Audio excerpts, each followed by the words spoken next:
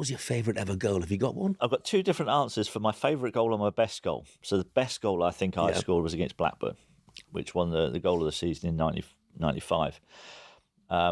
My favourite goal, however, I think because of the situation, because of the fact it was the last ever game at the Dell, I was the last ever person to score a league goal at the Dell. That winning goal against Arsenal in the 88th minute, I think it was, in the last ever game at I couldn't have written a better script to finish my playing career at the Dell, really. It was just amazing. And that day will stick with me forever. It was a brilliant moment. And, for people who were watching, we all just knew it was going to happen as well. Well, the weird thing about it is that what people don't realise is that goal was my only Premier League goal that season.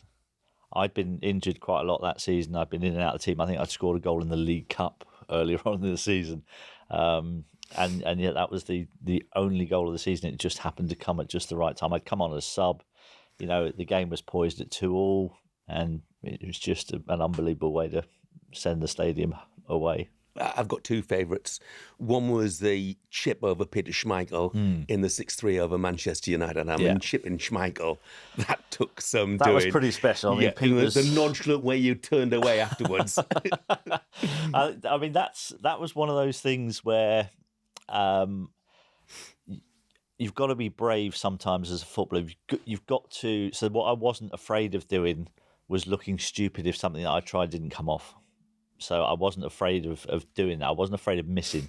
So when I chipped him, the only reason that I did it, if you watch the footage, from the moment I received the ball and I have the little dribble, I don't look up at all, not once. So I don't know if Peter Schmeichel is off of his line or not. However, I'd watched the Newcastle Man United game the previous Monday night when Philippe Albert had chipped him from about 30 yards. And I'd noticed that Peter did like to come off of his line a little bit. So when I got to the edge of the box, I just gambled that he was going to be on his 6-yard line.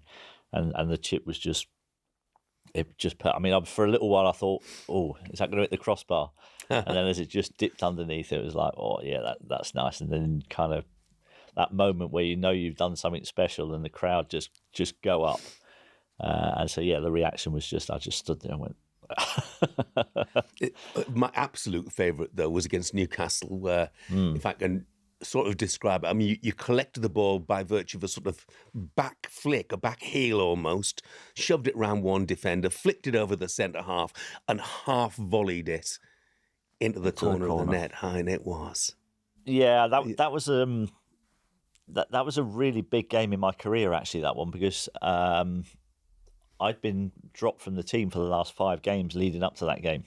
Ian Bramford had decided that Paul Moody was more likely to score goals than I was. Sorry. Don't mean to be disrespectful to Paul Moody. No, absolutely. I wouldn't be disrespectful to Moods. I love Moods. And he was a great lad, but he wasn't a goal scorer. And so I'd been left out for 5 games. I'd come back into the team. And if you watch the footage of that game, Paul Moody is warming up on the touchline as that move is taking place. And I score that goal, and then the camera pans to Ian Bramford on the bench. And I could lip read what Branny said to Moods. He just looked at him and he went, "Sit down, Moods," like that. And I'm thinking, I was coming off. I was just about to be substituted then. And I did it just at the right time, kept me on. We went one, that was the first goal in the game. Andy Cole equalised, and then later on in the game, again, maybe 5 minutes from the end, I scored another goal, which was probably in my top 10 goals I ever scored as well in the same game, where I took it on my thigh and volleyed it over Mike Cooper for the winning goal.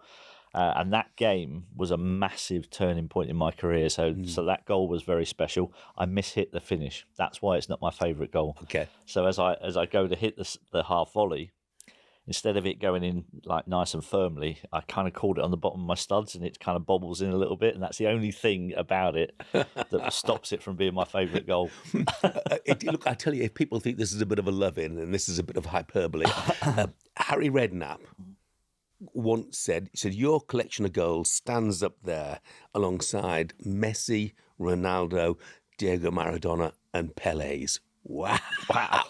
Yeah, I mean, those guys obviously scored a massive amount of goals, way more goals than I ever scored. But in terms of the quality of goals, I'd like to think that, if you take my 10 best goals, I don't think there'd be many players in the world who could put 10 up against them and go, yeah, mine are better than yours. Yeah. He also said that if he was picking a fantasy team, he would pick you ahead of David Beckham.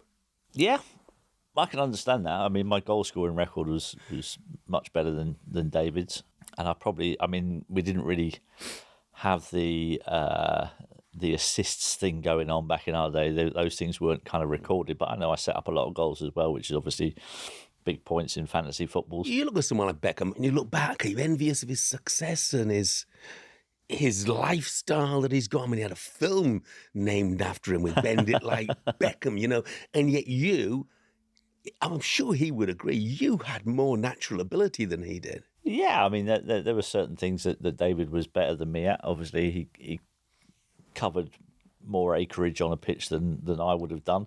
I would have said he was a better free kick taker than I was, but there were certainly things that I was a lot better than him at. My goal scoring, I think my range of passing was equally as good. In fact, I think I was a bit more perceptive in my passing. I remember being sat on the bench when he made his England debut, and just thinking, wow, this boy's got a big future ahead of him. He's a proper player. And it was quite funny actually. During that England get together when he made his debut, one of the training sessions we had, Glenn Hoddle was obviously manager of England, and after one of the training sessions, he pulled me and David over, and we did some free kick taking after training. There was three of us taking the free kicks: me, Glenn, and David Beckham, and I just remember stood there thinking, I never thought I'd be taking a free kick with two other people and I'd be the shittest one there. Who was the best then of those three? I'd say probably Beckham was better. He managed to get his body in a position where he could do that whip up and over the wall, and I couldn't do that. I couldn't get my hips into that shape to get that real width that he got, and it was pretty phenomenal watching it at close quarters. And Prowsey does the same thing. He's very good as well. Now, thanks for watching Football's Greatest on YouTube. But can I ask you please to hit that subscribe button? That way you won't miss any of our future episodes, and we have some great guests coming up on the show.